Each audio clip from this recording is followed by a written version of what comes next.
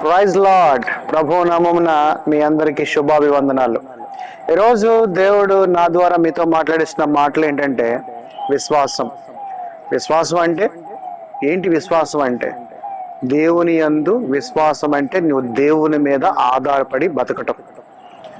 నీ యొక్క అవసరతలలో, నీ యొక్క కష్ట సుఖాలలో సమస్తము దేవుని మీద ఆధారపడుతూ, దేవునిని ప్రథమంగా నీ యొక్క వ్యక్తిగత జీవితంలో పెడుతూ, ఆయన మీదే సమస్తము ఆధారపడి, ఆయన యందే నువ్వు వినయ భయభక్తులు కలిగి ఆయనకి ఒబే అయి, ఆయన యొక్క ఆజ్ఞకి ఒబే అయి జీవించటమే విశ్వాసం.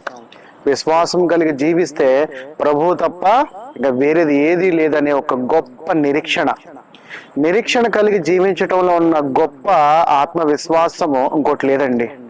దేవుని యందు నిరీక్షణ కలిగి జీవించండి. అందుకనే లేఖనాల ద్వారా మనకి యోబు గారిని పరిచయం చేశాడు.